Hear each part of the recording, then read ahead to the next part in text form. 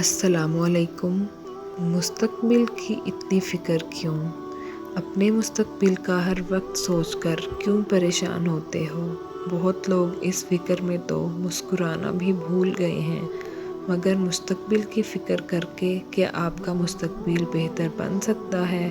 نہیں نا، بلکہ اس سے انسان ذہنی طور پر ٹوٹ پھوٹ کا شکار ہو جاتا ہے اور ذہنی اذیت کا باعث بنتا ہے۔ جی ہاں، ذہنی اذیت۔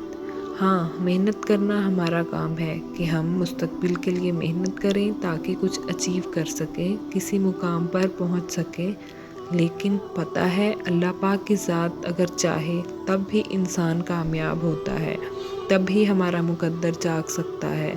جب ہم اللہ سے دعا کرتے رہتے ہیں اور محنت کو شعار بناتے ہیں، لیکن اس طرح اس بات کو لے کر سوچتے رہنا کہ ہائے ہمارا کیا بنے گا، یہ تو غلط ہے نا۔ اللہ کو راضی رکھو، اس کے دیے ہر وقت سے راضی رہو، بہتر ہو رہا ہے الحمدللہ۔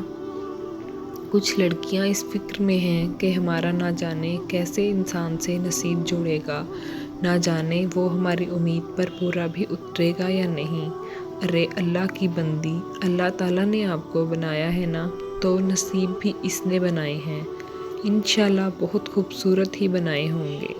کوئی بھی انسان آپ سے وہ نہیں چھین سکتا ہے، اور ایسے ہی کئی لڑکے اس فکر میں سر کے بال سفید کر ڈالتے ہیں کہ نوکری نہیں مل رہی یا روزگار نہیں مل رہا، تو ایک بات کہوں گی، آپ کے نصیب میں کیا پتہ بہت بڑا لکھا ہو، تبھی دیر ہو رہی ہو، بہت جلد مدد بھی آئے گی۔ اللہ پاک اپنے بندے کی دعا کو کبھی بھی رائیگاں نہیں جانے دیتا، بس آپ نے دعا کرتے رہنا ہے، سوچوں کو سر پہ سوار نہیں کرنا کہ آپ کی ذہنی اذیت کا شکار ہونے لگیں۔ بہتر وقت پر بہترین ہونے والا ہے۔